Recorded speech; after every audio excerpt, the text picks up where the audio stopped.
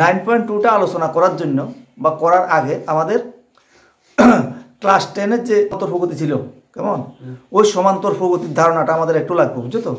Class 10-এর সমান্তর প্রগতি একটু মনে করার চেষ্টা করো। ক্লাস 10-এ আমরা পড়ছিলাম সমান্তর প্রগতি।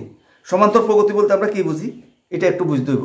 সমান্তর প্রগতি হলো যে একটি সমান্তর প্রগতি সংখ্যার এমন একটি তালিকা যাতে প্রথম পদ ছাড়া প্রত্যেকটা পদ তার পূর্ববর্তী পদের সঙ্গে যোগ বা বিয়োগ করলে পরের পদটা পাওয়া যায়। কথাটা বুঝছো তো? মানে প্রত্যেকটা পদ এমনভাবে সম্পর্ক থাকে যাতে প্রথম পদ ছাড়া প্রত্যেকটা পদ কি পূর্ববর্তী পদের সাথে যোগ করলে পরের পদটা পাওয়া যায়। প্রথম পদকে আমরা সাধারণত চিহ্নিত করি হলো এ দ্বারা, কেমন? আচ্ছা, আমি একটা উদাহরণ দিলে বুঝে দেবো। যদি একটা উদাহরণ দিই, যেমন মনে করো এখানে এই যে 4, তারপর লিখলাম হলো 6, তারপর লিখলাম হলো 8, তারপর লিখলাম হলো 10, কেমন? এরকম। এটা একটা সমান্তর প্রগতি। কেন সমান্তর প্রগতি? দেখো প্রথম পদটা কত আছে 4, পরের পদটা কত 6, পরের পদটা 8, পরের পদ 10। এখানে কি প্রত্যেক পদের সঙ্গে 2 যোগ করলে পরবর্তী পদটা পাওয়া যাইতেছে। প্রত্যেক পদের সঙ্গে 2 যোগ করলে পরবর্তী পদটা পাওয়া যাইতেছে। তাহলে এইরকম যে সম্পর্কগুলো, এগুলোকে বলা হয় কি সমান্তর প্রগতি। তাহলে সমান্তর প্রগতি কি বলতে কি বুঝি আমরা?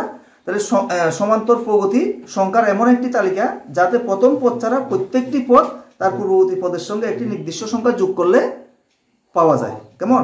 একটা নির্দিষ্ট সংখ্যা যোগ করলে পাওয়া যায়।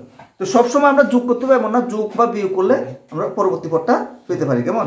যেমন এরকম যদি লিখি যে 1, 2, 3, এটাও একটা সমান্তর প্রগতি।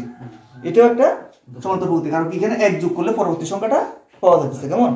অথবা যদি এরকম লিখি আমরা 6, তারপর লিখলাম হলো 6 এর পর লিখলাম হলো 4, ঠিক আছে? 4 এর পর লিখলাম হলো 2, ঠিক আছে? 6, 4, 2, এটাও একটা সমান্তর প্রগতি। এটাও কি একটা সমান্তর প্রগতি। এখানে কি যোগ করতেছি আমরা? এখানে 6 এর সঙ্গে -2 যোগ করে দিচ্ছি, -2, 4 এর সঙ্গে -2 যোগ করে দিচ্ছি, কেমন? তাহলে এটাও একটা সমান্তর প্রগতি, কেমন? যেমন সমান্তর প্রগতির প্রথম পদ এ, মানে প্রথম পদটাকে দেখা হয় কি এ, সাধারণ অন্তর ডি। সাধারণ অন্তর কোনটা? হচ্ছে যেটা যোগ বা বিয়োগ করলে যে পদটা যোগ বা বিয়োগ করি সেটাই সাধারণ পদ। সাধারণ পদ ডি হলে প্রগতিটি হয়। প্রগতিটি কি হয়? তাহলে তখন সমান্তর প্রগতিটি কি হবে? এ। প্রথম পদটা কত? এ। পরের পদটা কিভাবে পাবো আমরা? এ প্লাস ডি। এর পরের পদটা কিভাবে পাবো? এ প্লাস 2ডি। এর পরের পদটা এ প্লাস 3ডি। এরকম করতে করতে আমরা সমান্তর প্রগতির সবগুলো পদ পাওয়া যাবে। কথাটা বুঝা যাচ্ছে তো? আচ্ছা, আরেকটা সূত্র আমাদের যেটা জানা দরকার, সমান্তর প্রগতির n-তম পদ। মানে সমান্তর প্রগতির কোনো একটা পদ আমরা কিভাবে নির্ণয় করি, কেমন? n-তম পদ বলতে এখানে যে কোনো পদ আমরা কিভাবে নির্ণয় করব, কেমন? তো সমান্তর প্রগতির n-তম পদ নির্ণয় সূত্র, n-তম পদটাকে কিভাবে লেখা হয়? t(n), এইভাবে লেখা হয় n-তম পদকে, কেমন? n-তম পদকে এইভাবে লেখা হয়। সমান্তর প্রগতির n-তম পদ, n-তম পদকে কিভাবে লেখা হয়? t নিচে একটু সাফিক্স n, অথবা an ও লেখা হয়, কেমন? an লিখলেও হয়। কথাটা বুঝছো তো? তো এটা সূত্রটা কি? সমান্তর প্রগতির n-তম পদের সূত্র। n হলো এখানে পদ সংখ্যা, nটা কি পদ সংখ্যা। মনে করো 5 নাম্বার পদ, 6 নাম্বার পদ, এরকম, কেমন? তাহলে tn সমান সমান কত? a plus n minus 1 into d। tn সমান সমান কি? a plus n minus 1 into d। এটা হলো সমান্তর প্রগতির n-তম পদের সূত্র। কথাটা বুঝা গেছে তো? সমান্তর প্রগতির n-তম পদের সূত্র। আচ্ছা, এবার এরপরে হলো সমান্তর প্রগতির n-তম পদের যোগফল। এবার সমান্তর প্রগতির কতগুলো পদ দেওয়া থাকলে পদগুলোর যোগফল আমরা কিভাবে বের করব, কেমন? তো যোগফল বের করার যোগফলটাকে লেখা হয় কিভাবে? s নিচে সাফিক্স n, কেমন? হ্যাঁ, তো এই যোগফলের সূত্রটা কি? n/2 into 2a plus n minus 1 into d। এটা হলো সমান্তর প্রগতির যোগফলের সূত্র। কি আবার কইতেছি? n/2 into 2a plus n minus 1 into d। অথবা এটা এভাবেও লেখা হয় n/2 a প্লাস l। এলটা কি? এল হলো শেষ পদ, এ হলো প্রথম পদ, এন হলো পদ সংখ্যা, কেমন? এন হলো পদ সংখ্যা। এটা অথবা এটা যে কোনো একটা লিখলে হবে, কেমন? তো যেখানে আমাদের এন ও জানা থাকে, এ ও জানা থাকে, এল ও জানা থাকে, তখন আমরা এই সূত্রটা প্রয়োগ করব, কেমন? আচ্ছা, আর যেখানে এল জানা থাকে না কিন্তু ডি জানা থাকে, তখন আমরা এই সূত্রটা প্রয়োগ করব। কথাটা বুঝছো তো? এই ক্ষেত্রে আমাদের ডি না জানা থাকলেও চলবে। কথাটা বুঝা গেছে? এটার ক্ষেত্রে n/2 a প্লাস l, এখানে তো ডি নাই। তো ডি যখন আমাদের জানা থাকতো না, তখন প্রথম পদ আর শেষ পদ যদি জানা থাকে, তারপরে আমরা এই সূত্র দ্বারা যোগফল নির্ণয় করতে পারবো। কথাটা বুঝছো তো? তাহলে যোগফলের ক্ষেত্রে এটাও লাগবে, অনেক সময় এটাও লাগবে। কথাটা বুঝা গেছে?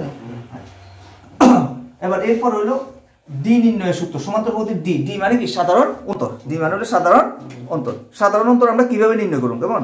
সাধারণ অন্তর নির্ণয় করা কি? এই যে a2 - a1 মানে দ্বিতীয় পদ থেকে প্রথম পদ বিয়োগ, অথবা তৃতীয় পদ থেকে দ্বিতীয় পদ বিয়োগ, অথবা চতুর্থ পদ থেকে তৃতীয় পদ বিয়োগ। এইভাবে যে কোনো একটা পদ বিয়োগ করলে হয়, কেমন? এটার ডি পাওয়া যায়। এটার বিয়োগফল যা হয়, এটার বিয়োগফল তা, এটার বিয়োগফল তা, এগুলো সবসময় সমান হয়। কথাটা বুঝতে গেছেন? এটার বিয়োগফল সবসময় সমান। এইভাবে আমরা ডিটা নির্ণয় করতে পারি, কেমন? তাহলে আমাদের এখন অঙ্ক শুরু করা যাক, কেমন? তাহলে এখানে 1 থেকে 2001 পর্যন্ত বেজোড় পূর্ণ সংখ্যার সমষ্টি নির্ণয় করো। মানে 1 থেকে শুরু হইব, কেমন?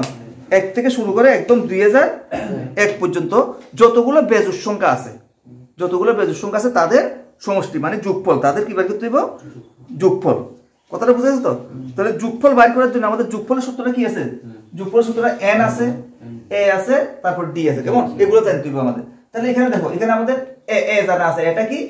1 থেকে শুরু করতে, মানে প্রথম পদ হলো a, ঠিক আছে? আবার শেষ পদ কত? 2001। কিন্তু এখানে প্রথম পদ আর শেষ পদ আছে, কিন্তু n তো জানা নাই। n টা আমাদের বাইর করতে হবে। কথাটা বুঝছো তো? n মানে পদ সংখ্যা কত, এটা আমাদের বাইর করতে হবে। কথাটা বুঝা গেছে? তাহলে এখানে কতগুলো আমাদের সংখ্যা আছে, এটা আমাদের প্রথমে বুঝতে হইব। তো এটা কতগুলো সংখ্যা আছে এটা জানার জন্য আমরা এই সূত্রটা প্রয়োগ করব, কেমন? tn = a + n - 1 * d। এই সূত্র থেকে আমরা n এর মানটা নির্ণয় করতে পারবো, কেমন? আচ্ছা, তাহলে এখানে আমরা সমান্তর প্রগতিটা প্রথমে একবার লিখি। প্রগতিটা কি হয় একটু দেখি, কেমন? তাহলে প্রথম পদ কি আছে এখানে? প্রথম পদটা হলো 1, ঠিক আছে? এরপরে দ্বিতীয় পদ কি হবে কত দেখি? 1 + 2d। 1 + 2d, d তো জানা নাই এখানে, কেমন? তাহলে এখানে বেজোড় সংখ্যা কত? তো 1 থেকে 2001 পর্যন্ত বেজোড় সংখ্যা। 1 এর পরে বেজোড় সংখ্যা কি আছে? 3। তাহলে দ্বিতীয় সংখ্যাটা হইব 3। 3 এর পরে বেজোড় সংখ্যা কি আছে? 5। 5 এর পরে বেজোড় সংখ্যা কি আছে? 7। এরকম করে চলতে থাকবো, কেমন? একদম লাস্ট বেজোড় সংখ্যা কত? 2001। এটা হলো লাস্ট বেজোড় সংখ্যা। কথাটা বুঝা গেছে তো? এটাই আমাদের প্রগতিটা। এই প্রগতি কি বের করতে হইব? এই প্রগতির যে সংখ্যাগুলো আছে, সংখ্যাগুলোর যোগফল নির্ণয় করতে হবে, কেমন? এটাই আমাদের প্রগতিটা। কথাটা বুঝা গেছে তো? প্রগতির প্রথম পদটা কত? a, দ্বিতীয় পদ 3, তৃতীয় পদ 5, চতুর্থ পদ 7। তাহলে এখান থেকে আমরা ডি টা বের করতে পারবো। ডি কেন বের করব? আমরা দ্বিতীয় পদ থেকে প্রথম পদ বিয়োগ, ঠিক আছে? তাহলে আমরা প্রথমে ডি টা নির্ণয় করি। ডি টা কত হয় দেখো, এখানে ডি সমান লেখো, ডি টা নির্ণয় করো। তাহলে এখানে লেখো প্রগতিটি সমান এটা হলো প্রগতিটা, কেমন? যে সমান্তর প্রগতিটা আমরা নির্ণয় করতেছি, এটা হলো প্রগতিটা। এবার এখানে বার করো ডি সমান কত হয় দেখো, এখানে ডি = কি হবে? এখানে 3 - 1, d = 3 - 1 সমান কত? 2। তাহলে আমাদের ডি পাওয়া গেল, কেমন? ডিটা হলো 2। ডিটা কত? 2। আচ্ছা, আর ডি যখন পাওয়া গেছে, তাহলে আমাদের এখানে tn মানে কি? শেষ পদ। তো tn কত অর্থ হলো কি? শেষ পদটা কত? 2001। তাহলে এখানে tn সমান লেখো কত? 2001। এটা হলো লাস্ট পদটা, কেমন? আচ্ছা, এবার tn এর যে সূত্র আছে, সূত্রটা কি আছে এখানে? a + n - 1 * d। এটা হলো tn এর সূত্র, কেমন? তাহলে এবার এখান থেকে দেখো, tn এর জায়গাতে আমরা tn এর মানটা বসাবো, কেমন? tn এর জায়গাতে tn এর মানটা বসাও। tn এর মান কত আছে এখানে? 2001। a হলো 2 প্লাস n - 1, n টা তো জানা নাই, কেমন? n - 1 আর d টা কত আছে? 1। d টা হলো 2, ঠিক আছে? এতটুকু বুঝা গেছে তো? আচ্ছা, এবার এখান থেকে n এর মানটা আমরা নির্ণয় করব, কেমন? তো n এর মানটা নির্ণয় করো, বা ইমপ্লাইজ আমরা এদিকে লিখতেছি 2001 = 1 + 2n - 2। এই লাইনটা বুঝা গেছে নি? আচ্ছা, এবার এদিকে লেখো। তাহলে 2001 এটা থেকে এটা বিয়োগ করলে কত হয়? -1, কেমন? তাহলে 2n - 1 বা ইমপ্লাইজ দিয়ে এদিকে লিখতেছি আমরা। তাহলে এখান থেকে 1 বিয়োগ করুন নাকি? আচ্ছা, তাহলে 2001 বিয়োগ 1 একটা এদিকে গেলে কত যোগ হয়, কেমন? যোগ হয় = 2n। এতটুকু ক্লিয়ার তো? আচ্ছা, তাহলে এবার দেখো এখানে আমরা লিখতেছি এটা যোগ করলে কত হয় 2002 ইকুয়াল টু 2n বা n সমান সমান, তাহলে n সমান সমান কত, এটা 2 দ্বারা ভাগ, তো 2 দ্বারা ভাগ করলে কত আসে 1001। তাহলে আমাদের n n মানে কি পদ সংখ্যা, কেমন? তাহলে পদ সংখ্যা কত পাওয়া গেল 1001, পদ সংখ্যা হলো 1001।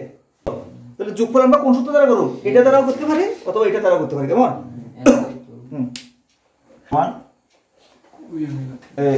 n/2 কত আছে a প্লাস l, এই সূত্র লিখলে হবে, এটা লিখলে হবে, কেমন? কারণ দুইটার মধ্যে আমাদের মান জানা আছে। তাহলে সমান সমান দিয়ে লেখো এখানে 2001 না, n হলো 1001, নিচে হলো 2, কেমন? ইনটু এটা কত 1 প্লাস l, lটা কত 2001, মানে লাস্ট পদ তো 2001, এটা হলো শেষ পদ। কথাটা বুঝছো তো? হ্যাঁ, এই যে tn এটাই l, কেমন? এটা কি লাস্ট পদ, লাস্ট পদটা কত l, বুঝা গেছে নি? আচ্ছা, তাহলে এবার এখানে যোগ করে দেখি কত আসে 1001/2, কেমন? তাহলে এখানে কত হয় 2002, কেমন? 2002। আচ্ছা, তাহলে সমান সমান আবার এখানে এটা দ্বারা এটা ভাগ করলে তো 1001, কেমন? 1001 গুণ 1001, তাহলে দুইটা গুণ করে দিই, গুণ করলে কত আসে গুণফলটা দেখো 10 লাখ।